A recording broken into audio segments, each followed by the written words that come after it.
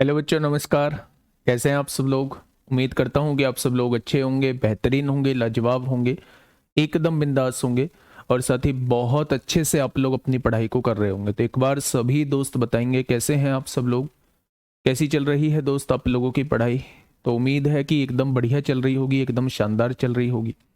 अगर book solution में बात करूं तो 2 चैप्टर्स का बुक सॉल्यूशन आप लोगों का हो चुका है। आप लोगों का नंबर सिस्टम का बुक सॉल्यूशन हो चुका है, एचसीएफ एलसीएम का बुक सॉल्यूशन हो चुका है। आज जो चलेगा मेरे दोस्त वो चलेगा रेशियो एंड प्रोपोर्शन। तो रेशियो और प्रोपोर्शन के हम लोग 40-45 क्वेश्चन देख रहे होंगे आज, बाकी कल उसको पूरा खत्म कर लेंगे। तो मेरे दोस्त जब शाम की क्लास में आप लोग आओ, 7 बजे जब आप लोग क्लास में आओ तो मेरे दोस्त आप लोग थोड़ा सा चीज़ों को रिकॉल करके आना। अंकित भाटी सर ने अवतार 2.0 में आप लोगों को रेशियो एंड प्रोपोर्शन पढ़ाया है, तो वहाँ से चीज़ों को पढ़ के आना, ठीक है। हम लोग बहुत तेजी से बुक सॉल्यूशन करेंगे, नए नए कॉन्सेप्ट हम लोग सीखेंगे और एक रफ्तार से, जो रफ्तार हम लोगों की होनी चाहिए उस तरीके से हम लोग उस बुक सॉल्यूशन को कर रहे होंगे।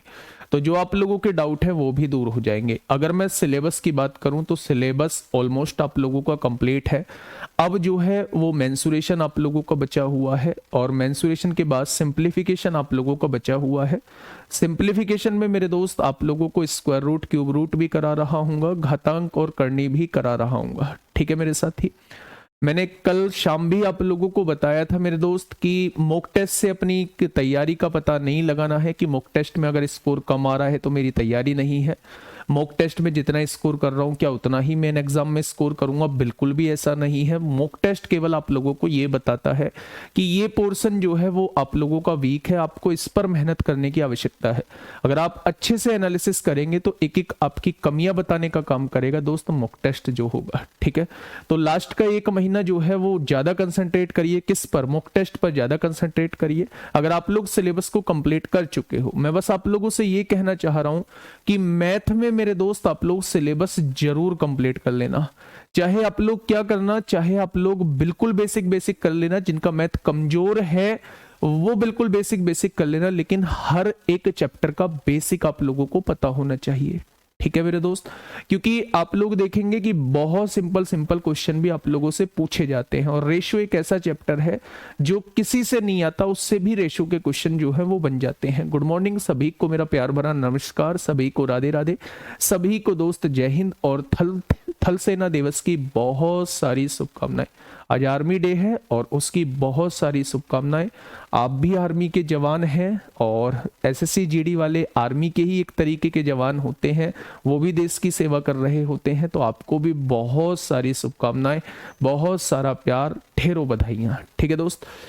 हम लोगों का क्या चल रहा है? हाँ, हेडिंग तो मेंसुरेशन लिखा है तो मेंसुरेशन ही चलेगा, मैंने कब मना किया है।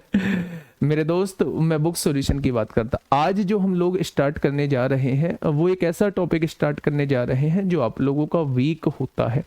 वीक होता भी नहीं है पर आप उसे हमेशा की तरह वीक मान के चलते हैं, ठीक है मेरे दोस्त। तो आज हम उस टॉपिक की बात करने चाह रहे हैं, तो हेडिंग डालिएगा मेरे साथी। आज हम लोग किसकी बात कर रहे हैं? तो आप लोग कहेंगे आज हम लोग मेंसुरेशन, ये ट्राइंगल आप लोगों के सामने बना हुआ है। आज थोड़ी सी पावर की दिक्कत थी, इस वजह से सुबह की क्लास नहीं ले पाया था, पर आप लोगों की क्लास लेना जरूरी था, इसलिए मैंने सुबह की क्लास, यूपीएसआई की क्लास जो है वो ऑफ कर दी थी, ठीक है। उनके सिलेबस की अभी उनके एग्जाम की डेट नहीं है मेरे दोस्त, आपका एग्जाम जो है वो सिर पर है, तो इसलिए दोस्त आप लोगों की क्लास को लेना ज्यादा जरूरी था। क्षेत्रमिति 9:30 बजे हॉस्पिटल जाना है मुझे, तो 9:30 तक हम लोग कंटिन्यू पढ़ लेते हैं, चीज़ों को बहुत अच्छे तरीके से कर लेते हैं। जिनका जन्मदिन है बहुत सारी शुभकामनाएं, बहुत सारा प्यार। अगला जन्मदिन जो आए भरपूर खुशियों के साथ आए, सपनों को साकार करता हुआ आए, ठीक है भाई। चलिए देखिए क्वेश्चन कहना क्या चाह रहा है। हाँ, क्वेश्चन नहीं कहना चाह रहा है, अभी टॉपिक क्या कहना चाह रहा है मेरे दोस्त। सबसे पहले मेंसुरेशन की बात करूं तो इसमें 2 चीजें हम लोगों को पढ़नी है, एक तो 2D पढ़नी है और एक 3D पढ़नी है। ये दोनों होती क्या है वो अभी थोड़ी देर में बताऊंगा। मुझे लगता है 6 से 7 क्लास जो है इसमें लगने वाली है और 6 से 7 क्लास इसमें लगने वाली है।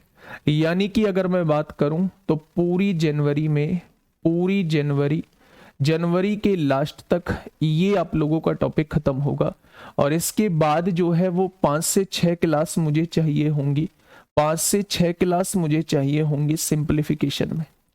सिंप्लीफिकेशन में मुझे 5 से 6 क्लास चाहिए होंगी, जिसमें मैं आप लोगों को स्क्वायर रूट, क्यूब रूट करा रहा हूँगा मेरे दोस्त, स्क्वायर रूट, क्यूब रूट करा रहा हूँगा, जिसमें मैं आप लोगों को सिंप्लीफिकेशन भी करा रहा हूँगा, जिसके अंदर मैं आपको घातांक और करनी भी करा रहा हूँगा, घातांक और करनी भी मेरे दोस्त करा रहा हूँगा, और जिसके अंदर हम बेसिक क्वेश्चंस भी देख रहे होंगे जो सिंप्लीफिकेशन से बेसिक क्वेश्चन बनते हैं।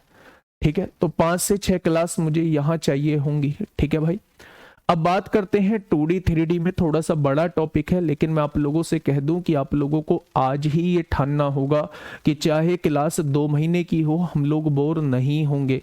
अगर आप लोग ये ठानते हैं तो मैं भी आप लोगों को वादा करता हूं कि दोस्त इस चैप्टर में आप लोगों को जरा सा भी दिक्कत नहीं आएगी, इतनी सी भी दिक्कत नहीं आएगी, और आप ही वो विद्यार्थी होंगे जो मेंसुरेशन का सबसे पहले क्वेश्चन करेंगे दोस्त। ठीक है, अब मेरी बात को थोड़ा सा ध्यान से समझना कि मैं कहना क्या चाह रहा हूं, करना क्या चाह रहा हूं, कहां से क्या चीज मुझे करानी है, वो सारी चीजें मैं आप लोगों को बता देता हूं। ठीक है, देखिएगा, अगर मैं बात करूं तो हम लोग शुरुआत करेंगे मेरे दोस्त, हम लोग शुरुआत करेंगे 2D से शुरुआत करेंगे, 2D से शुरुआत करेंगे।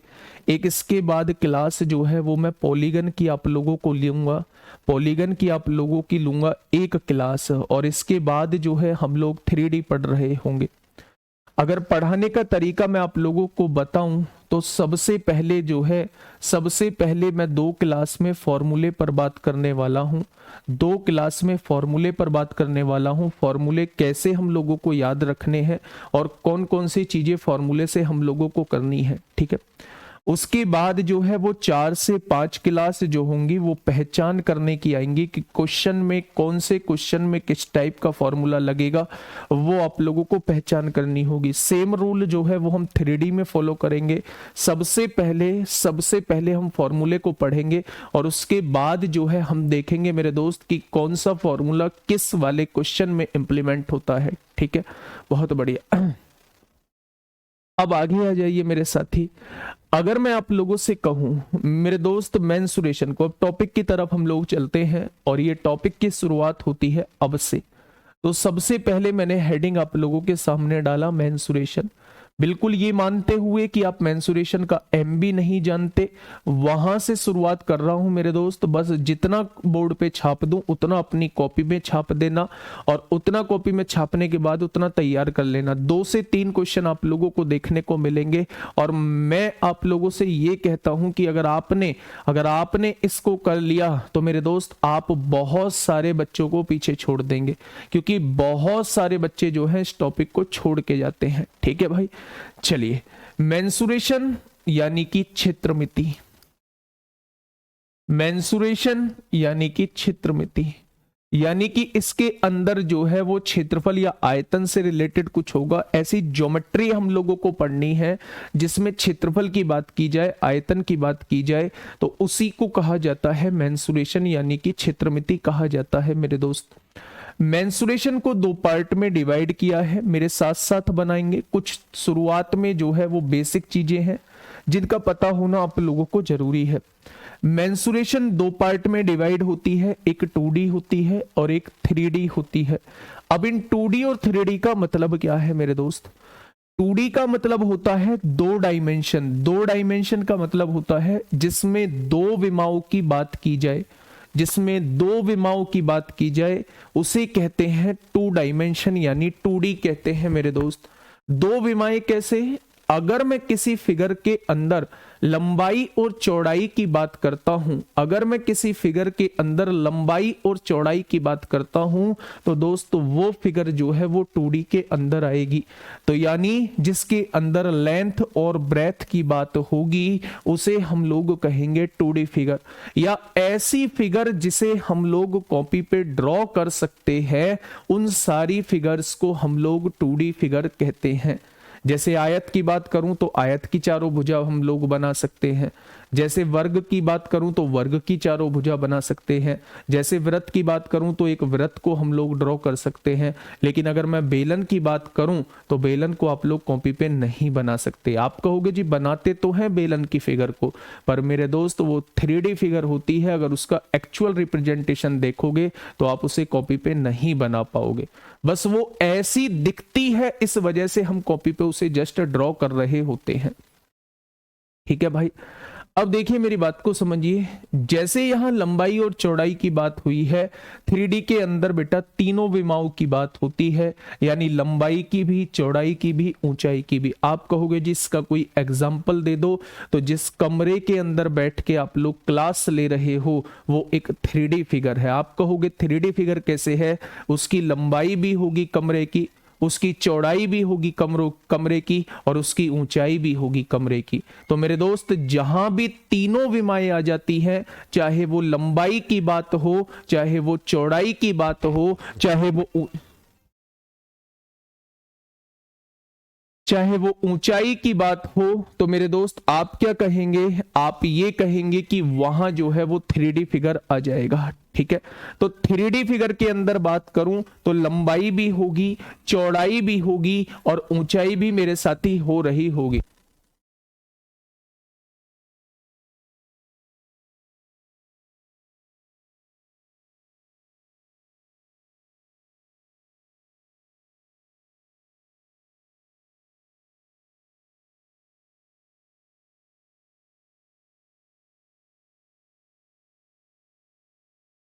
चलिए, अगर मैं यहां से बात करता हूं मेरे दोस्त, ये बहुत बेसिक सी चीज हो गई। और क्या डिफरेंस होता है थी? और ये डिफरेंस होता है जब हम लोग 2D की बात करते हैं, वहां हम लोग क्षेत्रफल की बात करते हैं, वहां हम लोग परिमाप की बात करते हैं। जब हम 2D की बात करते हैं तो मेरे दोस्त वहां हम लोग क्षेत्रफल की बात करते हैं, वहां हम लोग परिमाप की बात करते हैं। क्षेत्रफल का मतलब होता है एरिया की बात करते हैं, वहां पेरीमीटर की बात करते हैं। अब ये नया बवाल कहां से आ गया? एरिया क्या होता है जी, पेरीमीटर क्या होता है? तो थोड़ी देर में इसके बाद हम लोग बात करेंगे, थोड़ी देर में, कि एरिया क्या होता है, पेरीमीटर क्या होता है। ठीक है, अगर मैं यहां से मेरे साथी देखता हूं 3D की बात करता हूं, तो इसके अंदर हम वॉल्यूम की बात करेंगे, इसके अंदर हम वॉल्यूम की बात करेंगे, और इसके अंदर हम सरफेस एरिया की बात करेंगे। चाहे वो कर्व्ड सरफेस एरिया हो, चाहे वो आपका टोटल सरफेस एरिया हो। कुछ बच्चे पूछ रहे हैं जी 3D का उसका टाइम एंड डिस्टेंस का मिसलेनियस नहीं होगा? तो टाइम एंड डिस्टेंस का दोस्त मिसलेनियस होगा, वो यूट्यूब पर होगा किसी संडे की क्लास में। शायद इसी संडे की क्लास में एक मैराथन लेके आऊंगा, 4 से 5 घंटे की एक मैराथन लेके आऊंगा, जिसमें मैं आपका टोटल का टोटल रिवीजन करा रहा हूंगा टाइम एंड डिस्टेंस का। क्योंकि इतना बर्डन मेरे पास नहीं है, इतना हेक्टिक शेड्यूल अब नहीं है, क्योंकि आप लोगों का ऑलमोस्ट कोर्स कंप्लीट है। ठीक है भाई, अब देखिए मेरी बात को थोड़ा सा समझिए, ये चीज समझ में आ गई। मेंसुरेशन क्षेत्रमिति होता है, 2 पार्ट में हमने डिवाइड किया है, 2D और 3D। 2D में क्या होता है, जिसमें 2 विमाएं होती हैं, लंबाई और चौड़ाई के बारे में। 3D क्या होती है, जिसमें लंबाई, चौड़ाई और ऊंचाई के बारे में बात होती है। अगर मैं 2D के अंदर बात करता हूं तो मेरे दोस्त हम लोग क्षेत्रफल और परिमाप के बारे में पढ़ रहे होंगे, और अगर मैं 3D के बारे में बात करता हूं तो हम लोग वॉल्यूम और सरफेस एरिया के बारे में पढ़ रहे होंगे। वॉल्यूम को कहा जाता है मेरे दोस्त आयतन होता है, और सरफेस एरिया को कहा जाता है मेरे साथी पृष्ठीय क्षेत्रफल होता है। तो इनके बारे में दोस्त अब हम लोग पढ़ रहे होंगे।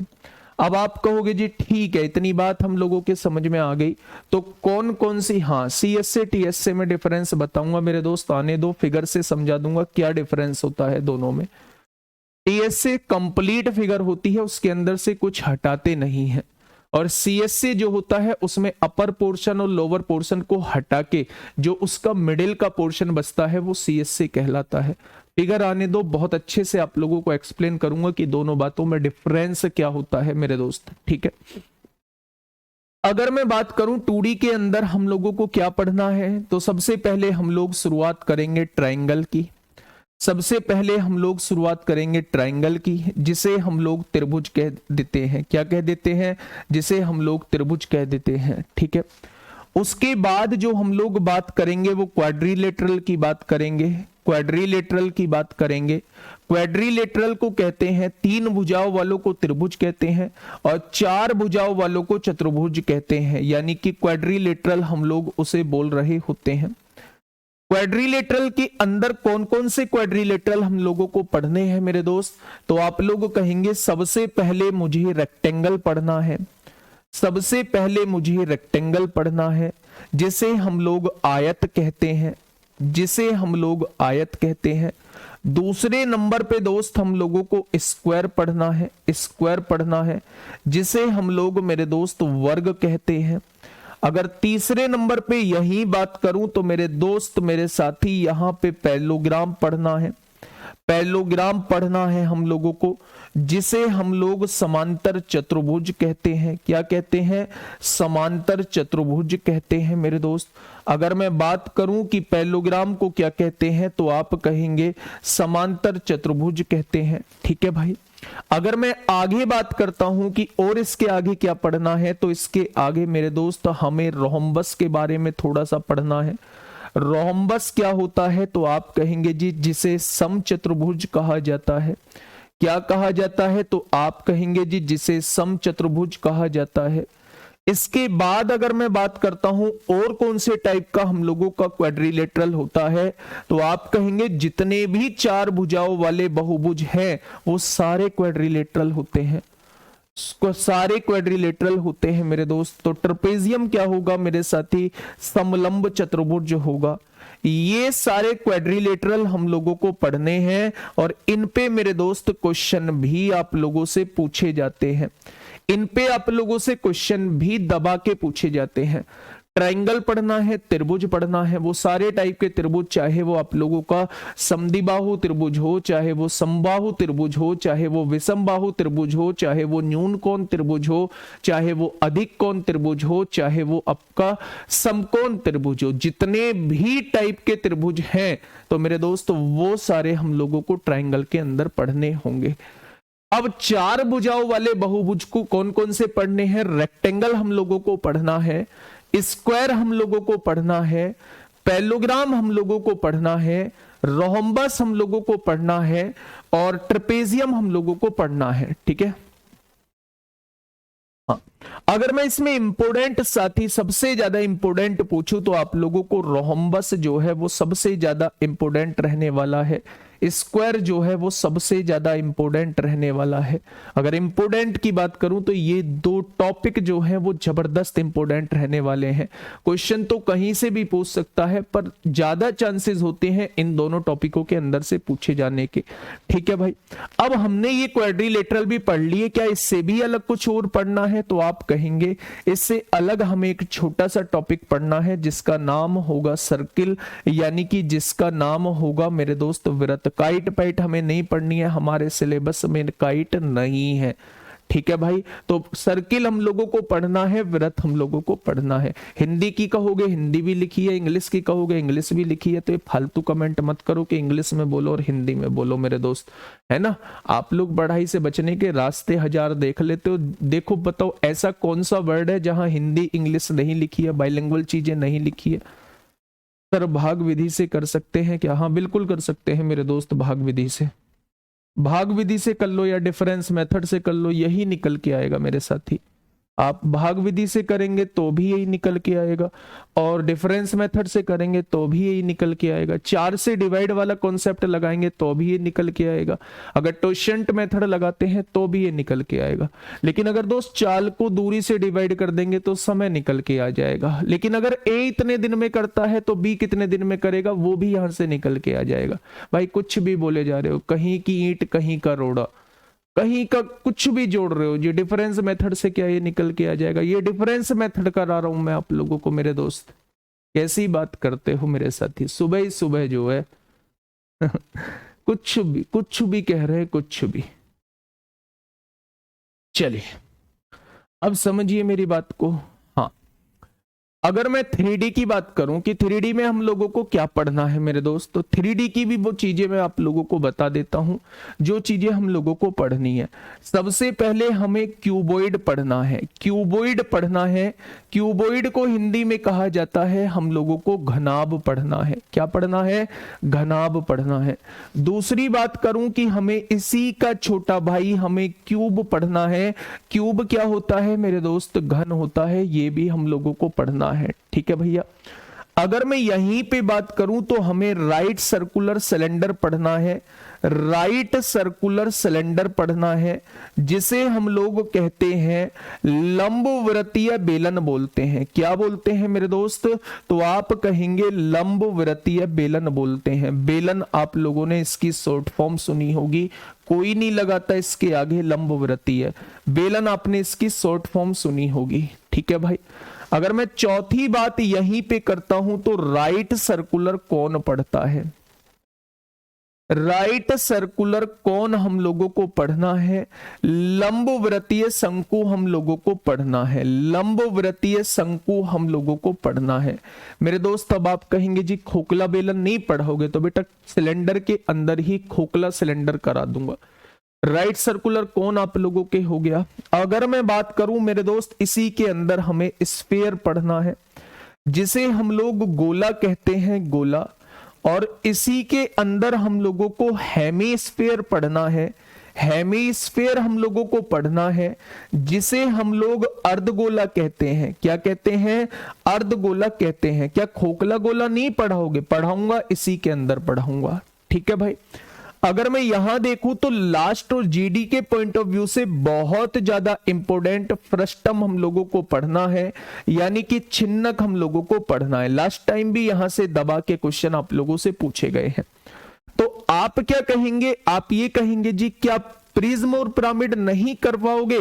तो मेरे दोस्त प्रिज्म पिरामिड मुझे देखना होगा। अगर आपके सिलेबस में है और आपसे पहले कभी भी क्वेश्चन वहां से एक सिंगल भी पूछा गया है, तो मैं आपको प्रिज्म और पिरामिड कराऊंगा। और अगर एक भी क्वेश्चन आज तक के जीवन में नहीं पूछा गया है एसएससी जीडी में, तो मेरे दोस्त मैं इसे नहीं कराऊंगा। मैं पहले ही बता देता हूं, वो मैं एक बार देख के आप लोगों को बताऊंगा। ठीक है भाई।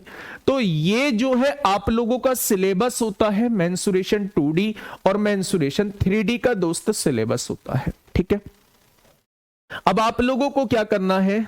अगर आप लोग तैयार हैं, इन सारी चीजों को पढ़ने के लिए आप लोग तैयार हैं और आप लोग फॉर्मूला याद करने की आप लोगों में हिम्मत है, बकेट बेटा उल्टी बाल्टी फ्रस्टम को ही बोला जाता है।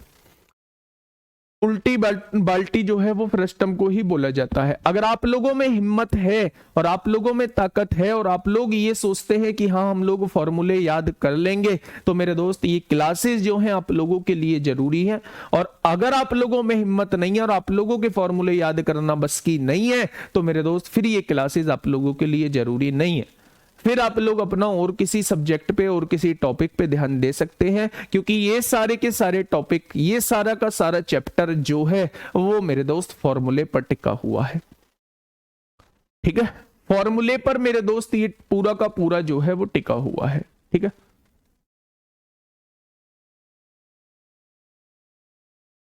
चलिए, स्क्रीनशॉट नहीं आएगा।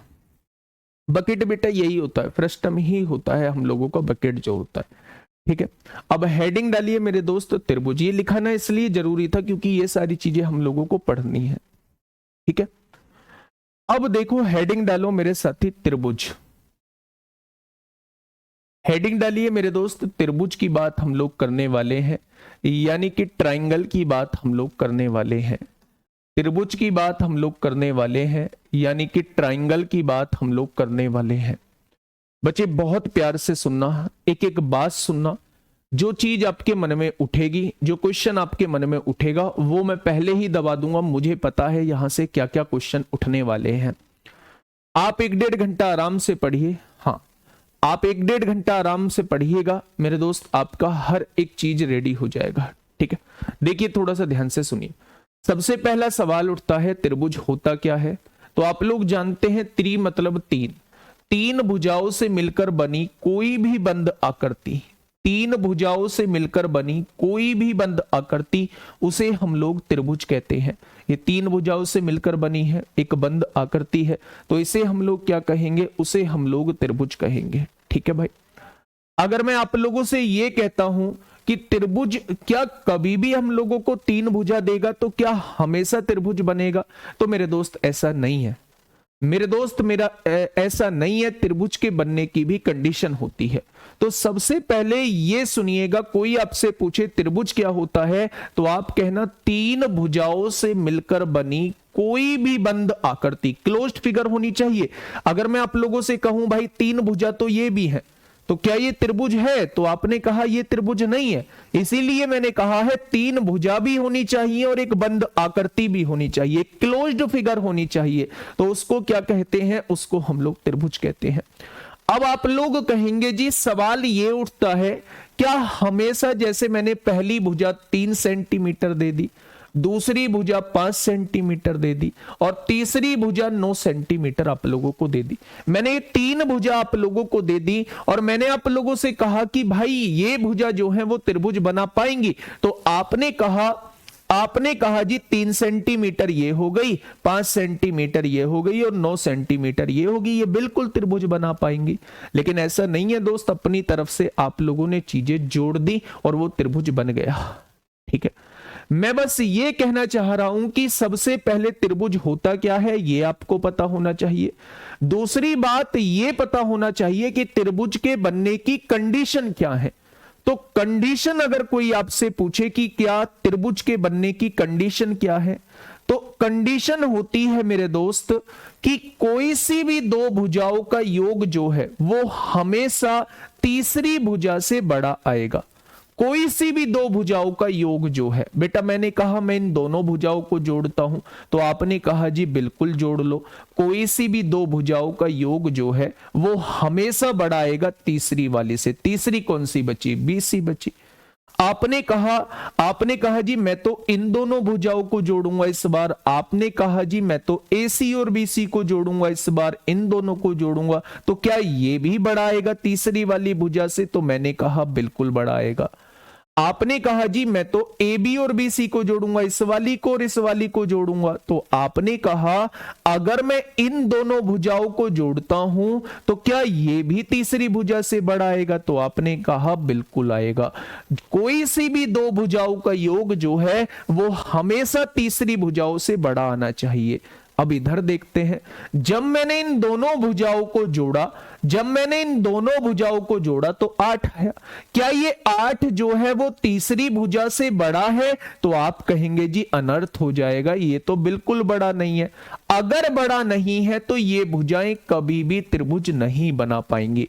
तो आप लोगों से क्या कहता है, आप लोगों को 4 ऑप्शन देगा और आप लोगों से कहेगा कि बताओ भाई कौन सी ऑप्शन ऐसा है जो त्रिभुज नहीं बना पाएगा।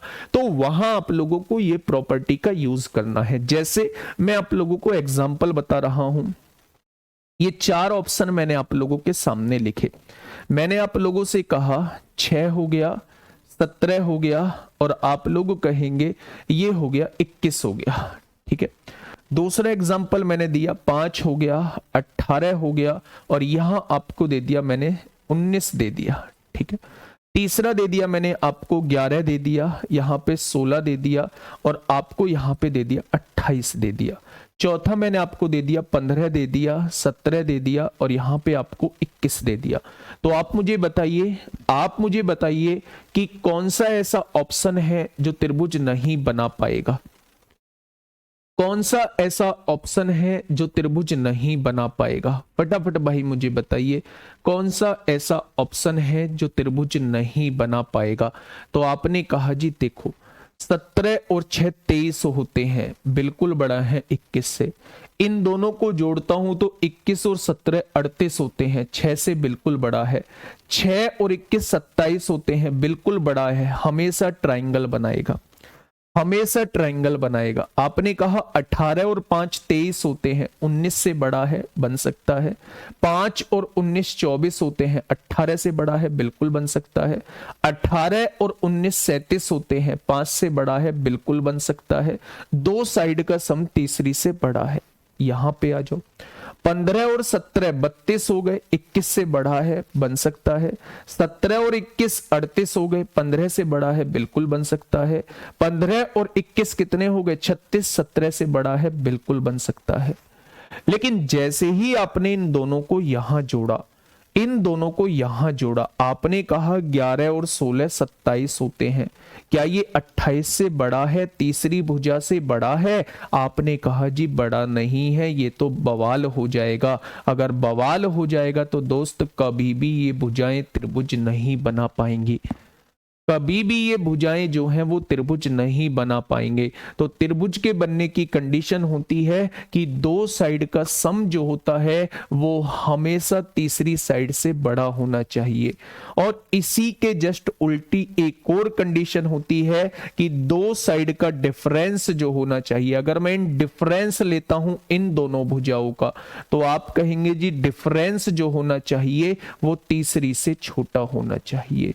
अगर डिफरेंस जो होना चाहिए, दो साइड का डिफरेंस लोगे तो वो हमेशा तीसरी से छोटा आएगा, और दो साइड का सम लोगे तो वो हमेशा तीसरी से बड़ा आएगा। क्या ये बात आप लोगों की क्लियर हो गई? तो आप लोग कहेंगे जी बिल्कुल क्लियर हो गई। सम के केस में बड़ा होगा और आपका डिफरेंस के केस में दोस्त छोटा होगा। क्या ये बात समझ में आ गई? बहुत शानदार। तो ये रटना नहीं है, ये फॉर्मूला नहीं है, बस ये कंडीशन थी आप लोगों के सामने। ठीक है। हाँ, पहले से ही कमेंट आने लगे हैं, सर मुझे ये समझ नहीं आता मेंसुरेशन, मैं क्या करूं? भाई छोड़ दो तो फिर, है ना, छोड़ दो मेरे दोस्त। अगर नहीं आता है भाई, जब नहीं समझ में आता है तभी तो समझा रहा हूं। इक्वल आ जाए तो भी त्रिभुज नहीं बनेगा। अगर मैं आप लोगों से ये कह दूं कि भाई क्या ये भुजाएं त्रिभुज बना पाएंगी, तो आप कहेंगे जी बिल्कुल नहीं, क्योंकि इन दोनों का योग जो है वो तीसरी के बराबर आ चुका है, जबकि तीसरी से बड़ा होना चाहिए। तो ये वाली भुजाएं भी आप लोगों का त्रिभुज नहीं बना पाएंगे। ठीक है भाई, चलिए आगे बढ़ते हैं। बेटा रटने की नहीं है, ये तो दिमाग में चीजें डालनी है। ठीक है भाई, अब देखो, हमें यह भी पता चल गया ट्रायंगल होता क्या है, हमें यह भी पता चल गया कि ट्रायंगल की बनने की कंडीशन क्या है। अब देख लो मेरे दोस्त, हाँ अब देख लो ट्रायंगल के क्लासिफिकेशन कैसे करना है। क्लासिफिकेशन यानी वर्गीकरण हम लोगों को कैसे करना है, वर्गीकरण हम लोगों को कैसे करना है ट्रायंगल का। क्लासिफिकेशन यानी ट्रायंगल को बांटना कैसे है, ट्रायंगल को बांटना कैसे है। तो ट्रायंगल को दो पार्ट में बांटा जाता है मेरे दोस्त, ट्रायंगल को दो पार्ट में बांटा जाता है। पहला पार्ट होता है, अच्छा एक बात मुझे बताओ, ट्रायंगल होता क्या है? क्या ये ट्रायंगल होता है? तो आपने कहा जी बिल्कुल यही ट्रायंगल होता है। इस ट्रायंगल के अंदर है क्या क्या चीजें, है क्या क्या चीजें मेरे दोस्त? तो आप लोग कहेंगे जी इसके अंदर हैं दो चीजें। मैंने कहा कौन कौन सी चीजें हैं? तो आपने कहा एक तो इसके अंदर भुजा दी हुई है, एक इसके अंदर जो है वो कोण दिए हुए हैं। यानी किसी भी ट्रायंगल के अंदर दो चीजें होती हैं, एक तो उसकी साइड्स होती हैं और एक उसके एंगल होते हैं। कभी भी कोई भी आपसे पूछे कि ट्रायंगल के तीनों एंगल्स का सम जो है वो कितना होता है, अगर कोई भी आपसे पूछे कि ट्रायंगल के तीनों कोनों का योग कितना होता है, तो आप कहना सेकंड क्लास में हम लोगों ने पढ़ा था कि ट्रायंगल के तीनों कोनों का सम जो होता है वो 180 डिग्री होता है। क्या होता है? ट्रायंगल के तीनों एंगल्स का सम जो होता है वो 180 डिग्री होता है। ठीक है, अब आप मेरी बात को थोड़ा सा ध्यान से समझिएगा। अगर मैं कहूं कि वर्गीकरण, ट्रायंगल का वर्गीकरण हम लोग कैसे करेंगे, तो आप लोग कहेंगे ट्रायंगल को जो बांटेंगे, एक तो हम भुजा के आधार पे बांटेंगे। क्या बांटेंगे? एक तो हम भुजा के आधार पर बांटेंगे, भुजा के आधार पर बांटेंगे, जिन्हें कहा जाता है on the basis of sides. यानी कि एक तो त्रिभुज को हम लोग भुजा के आधार पे बांटेंगे और दूसरा हम त्रिभुज को कोण के आधार पे बांटेंगे, क्योंकि त्रिभुज के अंदर दो ही चीजें होती हैं, एक तो भुजा होती है और एक कोण होते हैं। तो आप लोग त्रिभुज को दो तरीके से बांट सकते हैं, एक तो मेरे दोस्त साइड के आधार पर और एक उसे एंगल के आधार पे बांट सकते हैं। ठीक है भाई, अब ध्यान से सुनना मेरे दोस्त, बहुत प्यार से समझा रहा हूं, बहुत आराम से समझा रहा हूं, रटना कुछ भी नहीं पड़ेगा, आज ऐसे दिमाग में डल जाएगी तो एक बार रिवीजन करने के बाद अभी आप कभी भूलोगे भी नहीं। मैंने कहा भुजा के आधार पे, भुजा के आधार पे त्रिभुज तीन टाइप के होते हैं, ठीक है। सबसे पहले विषम बाहु त्रिभुज, विषम बाहु त्रिभुज मेरे दोस्त छोड़ देने से 3 क्वेश्चन आपकी गिरफ्त से बाहर हो जाएंगे। और 3 क्वेश्चन का मतलब ऐसे कंपटीशन में आप लोग समझ रहे हैं ना, 3 क्वेश्चन का मतलब होता है ऐसे कंपटीशन में कम से कम 1.5 लाख लोगों से पीछे जाना। तो सबसे पहले भुजा के आधार पे जो पढ़ना है वो हमें पढ़ना है विषम बाहु त्रिभुज, यानी कि स्केलन ट्रायंगल हम लोगों को पढ़ना है। दूसरा हम लोगों को पढ़ना है समद्विबाहु त्रिभुज। क्या हम लोगों को पढ़ना है? तो आप कहेंगे समद्विबाहु त्रिभुज पढ़ना है, जिसे कहा जाता है आप लोगों का आइसोसेल्स ट्रायंगल, जिसे कहा जाता है आइसोसेल्स ट्रायंगल। तीसरा हम लोगों को पढ़ना है मेरे दोस्त समबाहु त्रिभुज। यही टॉपिक बस बड़ा है, इस पूरी चित्रमिति के अंदर ट्रायंगल ही सबसे बड़ा टॉपिक है, वरना सारे के सारे टॉपिक तो 3-3 4-4 मिनट के हैं, है ना। इक्विलैटरल ट्रायंगल, अगर मैं इसमें सबसे इंपोर्टेंट आप लोगों से पूछूं तो इक्विलैटरल ट्रायंगल जो है वो सबसे इंपोर्टेंट रहने वाला है, यहां से क्वेश्चन बनते हैं, ठीक है भाई। अगर भुजा के आधार पे त्रिभुज पूछूं कि कितने हैं, तो आप कहेंगे 3 टाइप के त्रिभुज होते हैं, ठीक है। पहला विषम बाहु त्रिभुज जिसे स्केलन ट्रायंगल कहते हैं, ठीक है। दूसरा समद्विबाहु त्रिभुज जिसे आइसोसेल्स ट्रायंगल कहते हैं। तीसरा समबाहु त्रिभुज जिसे इक्विलैटरल ट्रायंगल कहते हैं। अगर भुजा के आधार पे पूछूं तो ये भी 3 टाइप के होते हैं। एक तो एक्यूट एंगल ट्रायंगल होता है जिसे हम लोग न्यून कोण त्रिभुज कहते हैं। क्या कहते हैं? न्यून कोण त्रिभुज कहते हैं। दूसरा मेरे दोस्त यहीं पे ऑब्ट्यूस एंगल ट्रायंगल होता है, ऑब्ट्यूस एंगल ट्रायंगल होता है जिसे हम लोग अधिक कोण त्रिभुज कहते हैं। क्या कहते हैं? अधिक कोण त्रिभुज। और तीसरा और इंपोर्टेंट कौन सा होता है? राइट एंगल ट्रायंगल होता है, राइट एंगल ट्रायंगल होता है जिसे हम लोग समकोण त्रिभुज कहते हैं, जिसे हम लोग समकोण त्रिभुज कहते हैं। और अगर इधर इंपोर्टेंट की बात करता हूं तो सबसे ज्यादा इंपोर्टेंट जो है वो आप लोगों का ये है, ठीक है। आपने अपनी कॉपी में छाप दिए होंगे कि सबसे पहले ट्रायंगल क्या होता है। अपने मन में एकदम तेजी से रिकॉल करिए। सबसे पहले ट्रायंगल जो होता है वो 3 भुजाओं से मिलकर बनी कोई भी बंधा करती उसे त्रिभुज कहते हैं। त्रिभुज के बनने की कंडीशन क्या होती है? 2 भुजाओं का योग तीसरी भुजा से बड़ा होना चाहिए, 2 भुजाओं का डिफरेंस जो है वो तीसरी भुजा से छोटा होना चाहिए।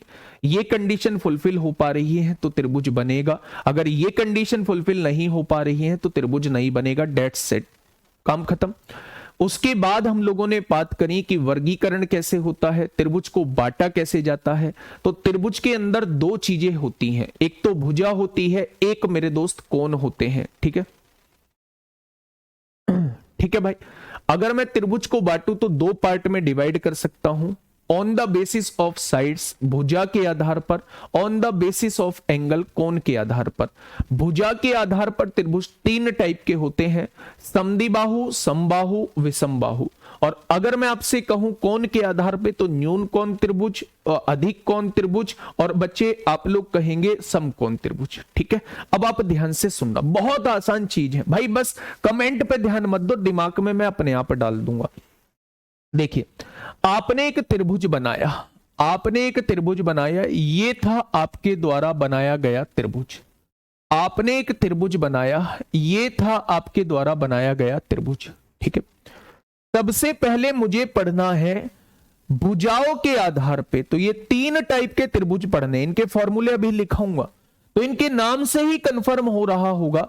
विषम मतलब होता है अलग अलग, विषम मतलब होता है अलग अलग। तो मेरे दोस्त, अगर मैं आप लोगों से कहूं कि जिसकी सारी भुजाएं अलग अलग होती हैं, जिसकी सारी भुजाएं अलग अलग होती हैं, ऐसे त्रिभुज को क्या कहते हैं? तो आप कहेंगे ऐसे त्रिभुज को विषम बाहु त्रिभुज कहते हैं। विषम मतलब अलग अलग, बाहु मतलब भुजा, त्रिभुज मतलब त्रिभुज। जिस त्रिभुज की सारी भुजाएं अलग अलग होती हैं उसे कहा जाता है विषम बाहु त्रिभुज। अब यहां जाइए, सम मतलब समान, दी मतलब दो, बाहु मतलब भुजा। जिसकी दो भुजा समान होती है, जिसकी दो भुजा समान होती है, जिसकी दो भुजा समान होती है, मैंने इन दोनों भुजाओं को समान ले लिया, जिसकी दो भुजा समान होती हैं, ऐसे त्रिभुज को समद्विबाहु त्रिभुज कहते हैं।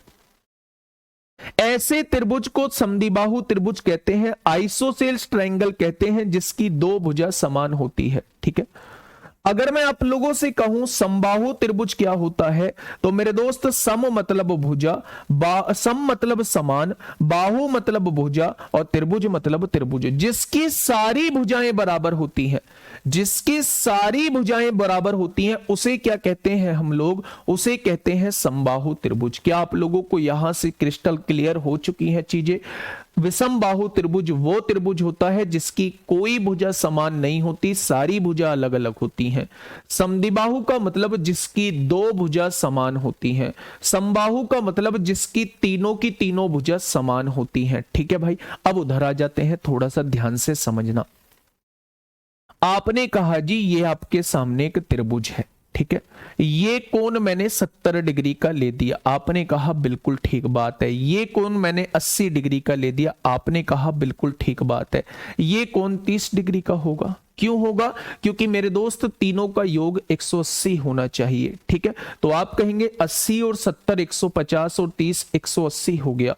अब देखिए मेरे दोस्त ध्यान से समझना, अगर मैं आपसे कहूं किसी भी त्रिभुज के तीनों कोण जो है वो 90 डिग्री से छोटे हैं, तीनों कोण 90 डिग्री से छोटे हैं, तो ऐसे त्रिभुज को कहा जाता है एक्यूट एंगल ट्रायंगल।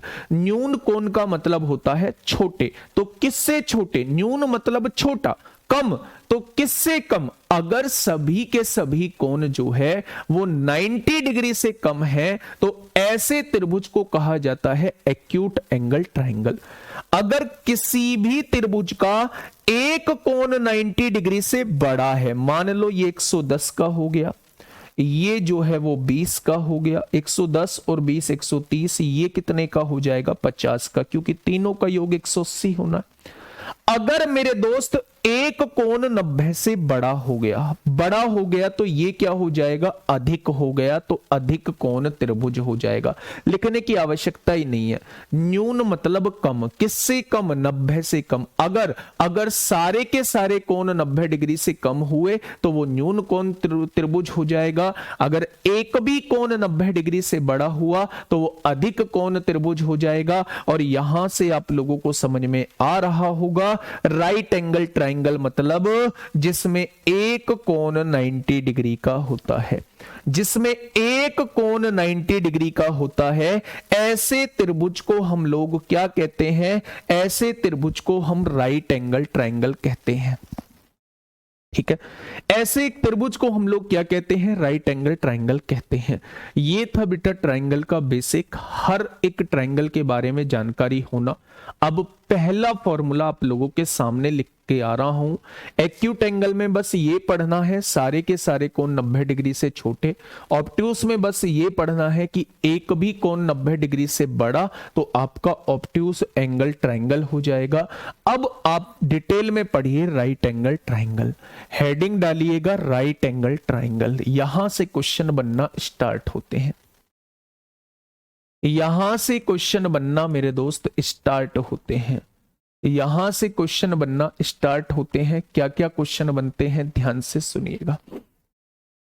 हाँ, अब आप बात को समझिए। अगर मैं आपसे कहता हूं कि राइट एंगल ट्रायंगल है क्या, तो आप कहेंगे राइट एंगल ट्रायंगल वो ट्रायंगल होता है जिसकी एक कोण जो होता है वो 90 डिग्री का होता है। क्या होता है? जिसका एक कोण जो है वो 90 डिग्री का होता है। ठीक है भाई, अब ध्यान से सुनना। अगर मैं आप लोगों से ये कहता हूं, अगर मैं आप लोगों से ये कहता हूं कि भैया अगर कोई ट्रायंगल राइट एंगल ट्रायंगल दिया हुआ है, तो सबसे पहले यहां पे जो बात आती है वो पाइथागोरस थ्योरम की आती है। पूरे के पूरे मेंसुरेशन में आपको पाइथागोरस थ्योरम का यूज करना पड़ेगा, तो इसे बहुत अच्छे से समझ लेना। क्या होती है, कब इसका यूज होता है, दोनों बातें मैं आप लोगों को बताता हूं। ठीक है, पाइथागोरस थ्योरम क्या होती है? पाइथागोरस थ्योरम ये होती है, पाइथागोरस को हिंदी में पाइथागोरस ही बोलते हैं, है ना। पाइथागोरस थ्योरम ये होती है मेरे दोस्त, हाँ राइट एंगल ट्रायंगल भाई हिंदी में पहले लिखवाया तो था, समकोण त्रिभुज लिख लो।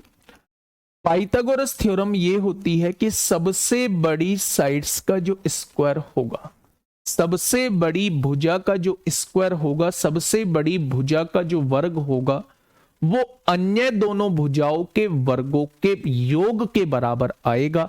ये जो होती है ये पाइथागोरस थ्योरम होती है। मैंने क्या बोला? मैंने कहा ये तीन भुजाएं हैं। एक भुजा ये है जिसे मैं ए कह रहा हूं, एक भुजा ये है जिसे मैं बी कह रहा हूं, एक भुजा ये है जिसे मैं सी कह रहा हूं। ठीक है भाई। अगर मैं इस वाले त्रिभुज में सबसे बड़ी कोण के बारे में बात करूं, सबसे बड़ा कोण ये रहने वाला है, इसके सामने की भुजा भी सबसे बड़ी रहने वाली है, यानी ये जो भुजा होती है वो सबसे बड़ी होती है। तो पाइथागोरस एक साइंटिस्ट हुए थे, उन्होंने क्या कहा था? उन्होंने ये कहा था कि भाई किसी भी समकोण त्रिभुज की जो सबसे बड़ी भुजा है, अगर आप उसका वर्ग कर दोगे तो वो अन्य दोनों भुजाओं के वर्गों के योग के बराबर आएगा। यानी कि अगर आप AC का स्क्वायर करते हो तो वो हमेशा अन्य दोनों भुजाओं के वर्गों के योग के बराबर आएगा। यही मेरे दोस्त पाइथागोरस थ्योरम होती है। यही पाइथागोरस थ्योरम होती है कि अगर मैं आपसे ये कहूं कि पाइथागोरस थ्योरम लगती कहां है, तो आप कहना हमेशा समकोण त्रिभुज पे लगती है। आपसे पूछा जाए पाइथागोरस थ्योरम लगती कब है, तो आप कहना अगर किसी भी समकोण त्रिभुज की दो भुजाएं हम लोगों को दी हुई हैं, तीसरी भुजा या तो निकालने के लिए कहा है या फिर हम लोगों को तीसरी भुजा की जरूरत है, तो ऐसे केस में मेरे दोस्त हम लोग पाइथागोरस थ्योरम लगा रहे होंगे। दोबारा से दिमाग को शांत करिए और सुनिए मेरी बात को बहुत प्यार से। हम लोगों को पढ़ना है सबसे पहले right angle triangle. Right angle triangle क्या होता है? जिसमें एक कोण जो होता है वो 90 डिग्री का होता है। अगर मैं आपसे पूछूं किसी भी समकोण त्रिभुज के अंदर सबसे बड़ी भुजा कौन सी होती है, तो आप कहेंगे 90 के सामने वाली भुजा जो है वो सबसे बड़ी होती है। ठीक है भाई। अगर मैं आपसे कहूं पाइथागोरस थ्योरम क्या होती है, तो सबसे पहला सवाल उठता है पाइथागोरस थ्योरम लगती कहां है, तो आप कहेंगे पाइथागोरस थ्योरम हमेशा राइट एंगल ट्रायंगल पे लगती है, यानी कि समकोण त्रिभुज पर लग रही होती है। पहला पॉइंट ये क्लियर हो गया। आप कहेंगे जी हमें कैसे पता चलेगा कि यहां पाइथागोरस थ्योरम लगनी है, तो मैं कहूंगा कि जब भी किसी त्रिभुज के अंदर जो है वो आप लोगों को दो भुजाएं दी गई हों और तीसरी भुजा की आप लोगों को आवश्यकता हो, तो आप लोग हमेशा मेरे साथी क्या करना, हमेशा पाइथागोरस थ्योरम लगा देना। पाइथागोरस थ्योरम लगा देना। पाइथागोरस थ्योरम का मतलब होता है कर्ण का वर्ग बराबर लंब का वर्ग प्लस आधार का वर्ग। कर्ण क्या होता है? 90 के सामने वाली भुजा को कर्ण कहते हैं। इनमें से एक लंब होगा, एक आधार होगा। ठीक है, मेरी बात समझ में आई बच्चे? ये चीज समझ में आ रही है ना मैं क्या कहना चाह रहा हूं? तो पाइथागोरस थ्योरम के बारे में थोड़ा सा आइडिया हुआ? आपने कहा जी बिल्कुल आइडिया हो गया। मैंने कहा किसी भी समकोण त्रिभुज की ये वाली भुजा 5 सेंटीमीटर है, आपने कहा बहुत बढ़िया बात है। मैंने कहा ये वाली भुजा जो है वो 12 सेंटीमीटर है, बहुत अच्छी बात है। मैंने कहा इसकी सबसे बड़ी भुजा की लंबाई क्या होगी, तो आपने कहा जी अगर दो भुजाएं दी हुई हैं समकोण त्रिभुज की और आपको तीसरी भुजा निकालनी है, तो आप लोग इस पर पाइथागोरस थ्योरम लगा दीजिए। तो बेटा ए बी कितना है? 5, 5 का स्क्वायर कितना होगा? 25 हो जाएगा। BC कितना है? 12, 12 का स्क्वायर कितना होगा? 144 हो जाएगा। यहां से आप लोग कहेंगे, हाँ यहां से आप लोग कहेंगे 25 और 144 169 हो जाएगा। इधर से स्क्वायर हटेगा, इधर स्क्वायर रूट लग जाएगा, तो क्या सबसे बड़ी भुजा जो है वो 13 सेंटीमीटर आ जाएगी। तो अगर दो भुजाएं आप लोगों को दी हुई हैं, कोई सी भी दो भुजाएं दी गई हैं और तीसरी भुजा आपको निकालनी है, तो आप किसका यूज करेंगे? तो आप कहेंगे हमेशा पाइथागोरस का यूज करना है, अगर वो ट्रायंगल जो है वो समकोण त्रिभुज है। ठीक है भाई, अधिक कोण में कुछ गड़बड़ी हुई है? बिल्कुल सही है। 110 और 50, 160 और 20, 180, एक कोण 90 से बड़ा है तो वो अधिक कोण त्रिभुज होगा, ग्रेटर देन 90। सारे के सारे कोण 90 से छोटे हैं तो वो एक्यूट एंगल ट्रायंगल होगा, और एक कोण बराबर है 90 के तो वो राइट एंगल ट्रायंगल होगा। ठीक है, चलिए धीरे धीरे चीजों को मतलब हम लोग खत्म करते जा रहे हैं। पाइथागोरस थ्योरम आप लोगों के समझ में आ गई? तो आपने कहा बिल्कुल आ गई। अब देखिए मेरे दोस्त, ध्यान से समझिए, ये था आप लोगों का समकोण त्रिभुज। समकोण त्रिभुज, ये पॉइंट ए है, ये पॉइंट बी है, और ये पॉइंट सी आप लोगों को दिया हुआ है। अगर मैं किसी भी त्रिभुज की बात करता हूं, चाहे वो समकोण त्रिभुज हो, चाहे वो कोई सा और त्रिभुज हो, अगर मैं क्षेत्रफल निकालने की बात करता हूं मेरे दोस्त, तो क्षेत्रफल जो होता है वो 1/2 आधार गुणा ऊंचाई होता है। क्या होता है? आधार गुणा ऊंचाई होता है। तो अगर किसी भी त्रिभुज में ऊंचाई भी दी है, आधार भी दिया है, तो आप हमेशा इस फॉर्मूले का यूज करेंगे, बिना कुछ ये सोचे कि ये कौन सा टाइप का त्रिभुज आप लोगों को दिया हुआ है। इंग्लिश में बात करूं तो 1/2 बेस इंटू हाइट जो है वो इसका फॉर्मूला बन जाएगा। ठीक है भाई, बेस क्या है? बेस होता है ये, आधार होता है ये, और ऊंचाई होता है दोस्त ये होता है ऊंचाई, और ये होता है बेस होता है। तो इन दोनों की मल्टीप्लाई करके जस्ट आधा कर देंगे तो आपके सामने इस पूरे त्रिभुज का क्षेत्रफल निकल के आ जाएगा। क्षेत्रफल होता है मेरे दोस्त, इसके अंदर के स्पेस को ही क्षेत्रफल कहते हैं। तो अगर कभी भी आपसे समकोण त्रिभुज का या किसी अन्य त्रिभुज का क्षेत्रफल पूछा जाए, उसमें बेस भी आप लोगों को दिया है, हाइट भी आप लोगों को दी है, तो आप हमेशा इस फॉर्मूले का यूज करेंगे। ठीक है भाई, ये चीज समझ में आ गई। दूसरी चीज आप लोगों से यहां से पूछी जाती है 2D के अंदर, परिमाप कैसे निकलता है भाई लोग। अगर परिमाप की बात करूं तो पहले डेफिनेशन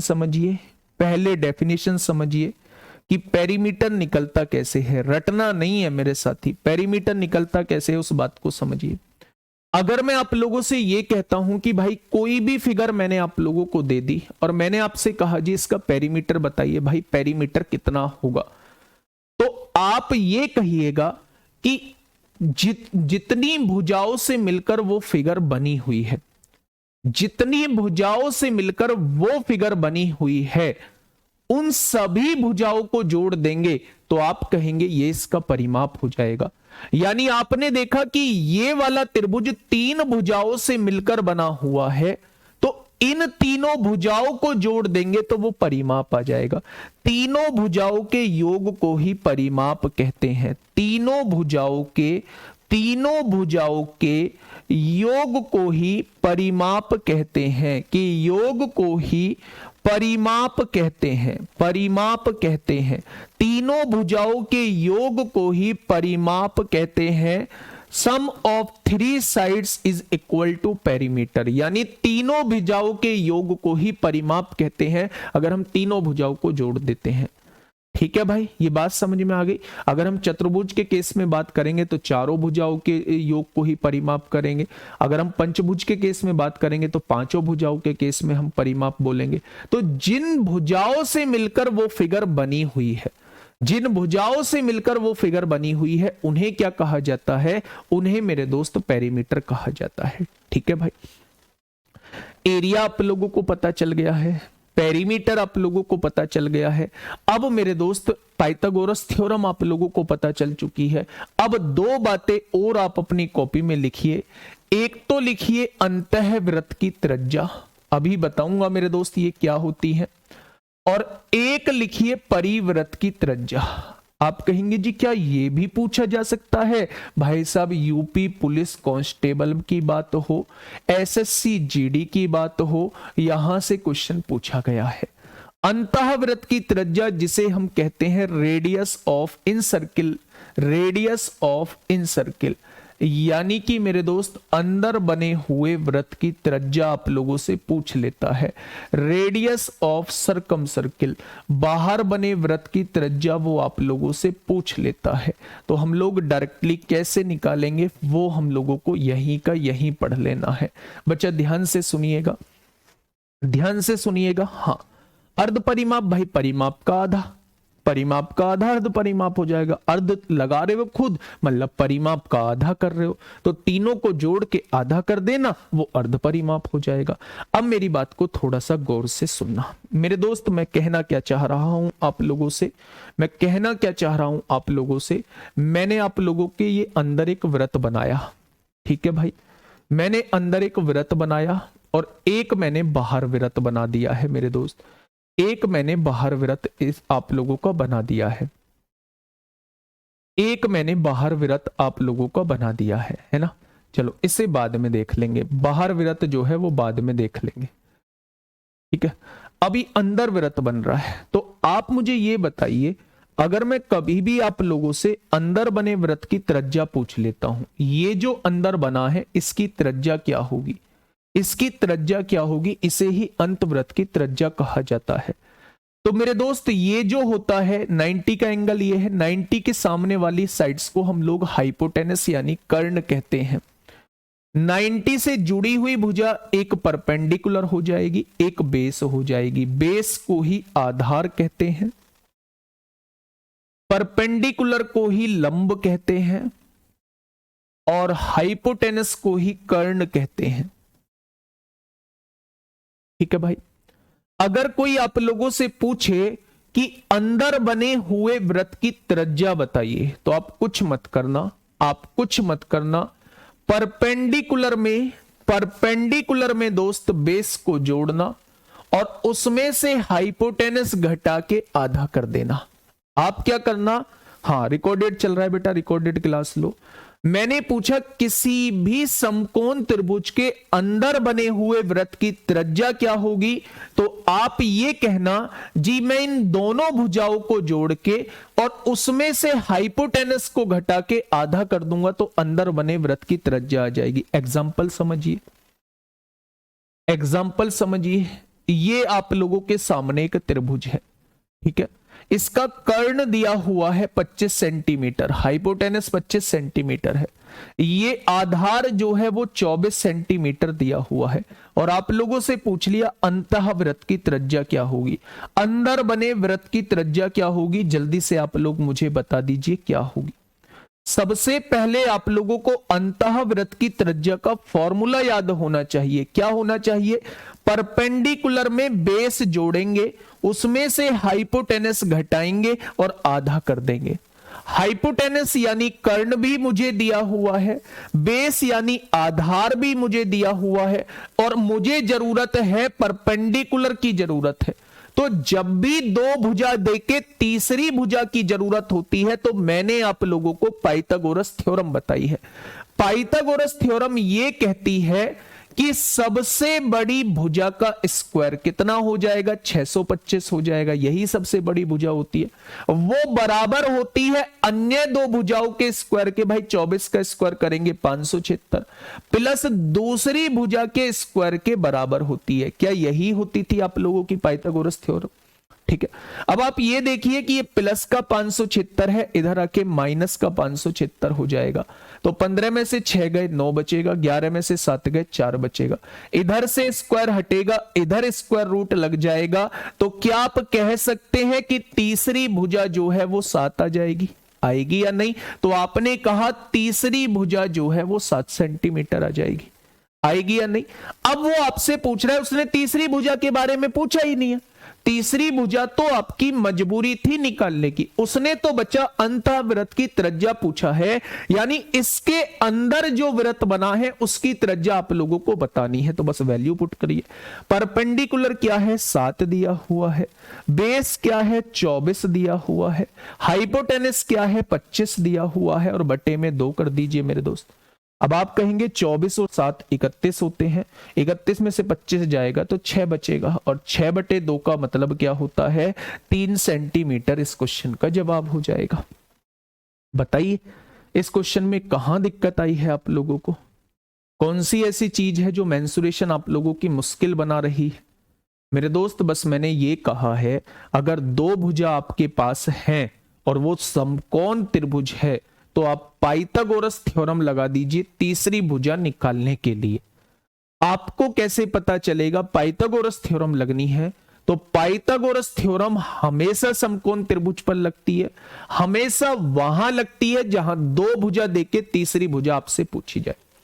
आपसे पूछा है अंतःवृत्त की त्रिज्या क्या होगी, तो फॉर्मूला दोस्त ये होता है, ठीक है, परपेंडिकुलर ये वाला, बेस ये वाला, हाइपोटेनस ये वाला, ठीक है भाई। तो इसे आधा कर देंगे, 3 सेंटीमीटर इस क्वेश्चन का बिल्कुल सही जवाब हो जाएगा, है ना। कुछ पागल लोग हिंदी में क्यों नहीं बताते भाई, क्या चीज हिंदी में बताऊं, इसमें हिंदी में लिख रही है, इंग्लिश वाला कहता तो मैं मानता भी मेरे दोस्त। अगर व्यास पूछे तो इस त्रिज्या का जस्ट डबल कर देना, आपके सामने व्यास आ जाएगा। त्रिज्या का जस्ट डबल ही व्यास होता है, ठीक है।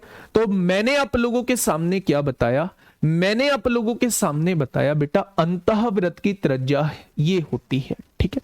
अगर वो आपसे पूछे कि बाहर वृत्त बना हुआ है, भाई साहब ये वाला वृत्त बाहर बना हुआ है, इसकी त्रिज्या बताइए, यानी वो परिवृत्त की त्रिज्या आप लोगों से पूछना चाह रहा है, तो आप कहना ये जो भुजा है ना इसी का आधा कर दो, यानी हाइपोटेनस का आधा कर दो, कर्ण का आधा कर दो। कर्ण का आधा कर दोगे तो आपके पास जो है बाहर बने वृत्त का त्रिज्या आ जाएगी, ठीक है। बस आज के लिए इतना ही कराऊंगा मेरे दोस्त। अब मेरे दोस्त एक बार लास्ट में जाते जाते जो है, मैंने कहा था ये टॉपिक थोड़ा सा बड़ा है, कल भी आप लोगों का ट्रायंगल ही चल रहा होगा और परसों दोस्त सारी की सारी थ्योरी करा दूंगा, यानी 3 क्लास में थ्योरी खत्म होगी और फिर 4 क्लास जो है आगे की क्वेश्चंस कराऊंगा, ठीक है। पहले थ्योरी कराऊंगा उसके बाद क्वेश्चंस कराऊंगा, साथ के साथ इसलिए नहीं करा रहा क्योंकि मिक्स क्वेश्चन ही बन रहे होते हैं, मिक्स क्वेश्चन बन रहे होते हैं मेरे दोस्त, तो फिर दिक्कत आती है। मिक्स ही कराऊंगा, मिक्स के लिए आप लोगों को पहले फॉर्मूले पता होने चाहिए। मेरे साथ 5 मिनट रिकॉल करेंगे, जिसको जाना है वो जा सकता है, 5 मिनट रिकॉल करेंगे, उसके बाद आप लोगों को इस टॉपिक को दोबारा छेड़ने की जरूरत नहीं। मैं 5 मिनट में सारा रिकॉल कराता हूं। मेंसुरेशन हम लोगों को पढ़नी है। मेंसुरेशन को हमने 2 पार्ट में डिवाइड किया, 2D और 3D। 2D में हम लोगों की 2 विमाएं होती थी, लंबाई और चौड़ाई।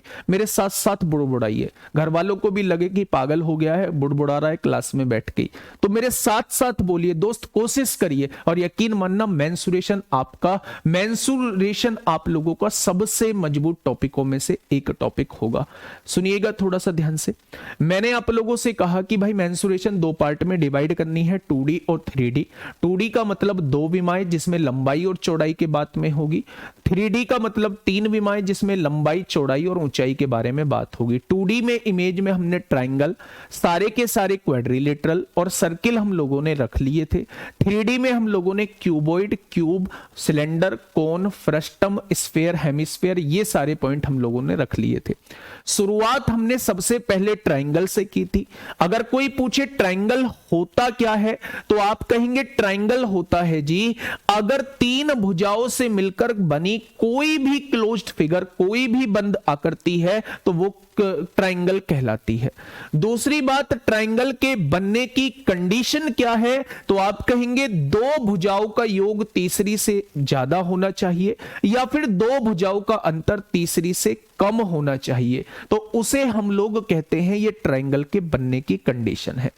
क्लासिफिकेशन किया था हम लोगों ने कोण के आधार पर, भुजा के आधार पर। त्रिभुज के तीनों कोणों का योग 180 डिग्री होता है।